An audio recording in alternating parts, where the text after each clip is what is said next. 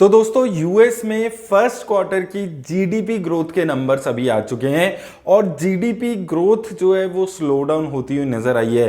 Fourth quarter की अगर हम बात करते हैं, जो लास्ट क्वार्टर रहा था, उसकी अगर हम जीडीपी ग्रोथ की बात करें तो 2.6% की ग्रोथ हुई थी, जबकि जो FY 2023 के फर्स्ट क्वार्टर के यहां पर नंबर आए हैं उसमें गिरकर ये जो ग्रोथ है वो सिर्फ 1.1% के आसपास की रह गई है। अब साथ में जेपी मॉर्गन का ये भी मानना है कि जो नेक्स्ट क्वार्टर में जीडीपी ग्रोथ होगी वो नेगेटिव में हो सकती है और नेगेटिव 0.5% तक की जीडीपी ग्रोथ अगले क्वार्टर में हो सकती है।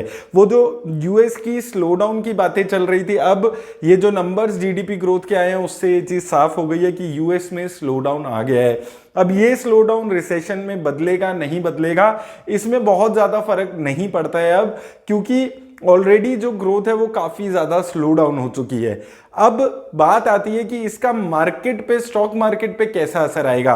तो दोस्तों देखिए, यहां पर आपको दो चीज समझनी है कि यूएस में जो इंटरेस्ट रेट हाइक अभी तक किए जा रहे हैं और लगातार इंटरेस्ट रेट हाइक किए गए हैं, उसका सबसे बड़ा पर्पस ही ये था कि जीडीपी ग्रोथ को स्लो डाउन किया जाए, इन्फ्लेशन को स्लो डाउन किया जाए।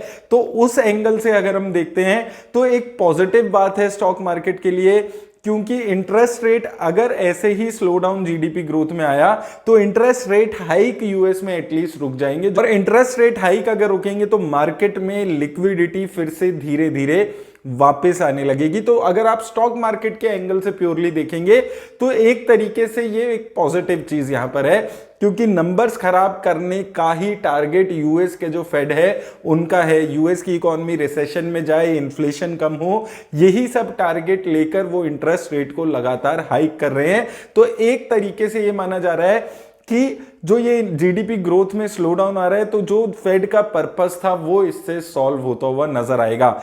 दूसरे एंगल से दोस्तों अगर इस चीज को हम देखते हैं तो ओवरऑल जो इकोनॉमी है उसमें तो स्लो डाउन हो ही रहा है, और इस वजह से बहुत ज्यादा तेजी जो स्टॉक्स हैं, उनकी जो कंपनीज है, उनके प्रॉफिट में आपको देखने को नहीं मिलेगी। इंडियन मार्केट में भी ये चीज देखने को मिल रही है, जहां पर आईटी जो पर्टिकुलर सेक्टर है जो यूएस में बहुत ज्यादा डिपेंडेंट है, उसमें जो नंबर्स हैं वो खराब आ रहे हैं। तो कंपनीज के लेवल पे खराब न्यूज है, लेकिन अच्छी बात क्या है कि हो सकता है अब यूएस में जो इंटरेस्ट रेट हाइक हो रहे हैं वो रुक जाएं, और उस वजह से जो अभी तक लिक्विडिटी मार्केट से चली गई है पिछले एक साल से, वो वापस आकर लौटने लगे। वो फॉरेन इंस्टीट्यूशंस का जो पैसा आना बंद हो गया है, वो सारी चीजों के एंगल से पॉजिटिव बात है। ओवरऑल इकोनॉमी में स्लो डाउन है और इंडिया की इकोनॉमी में भी आपको यह असर देखने को मिलेगा।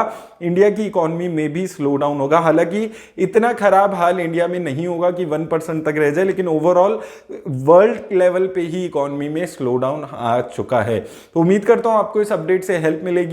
धन्यवाद।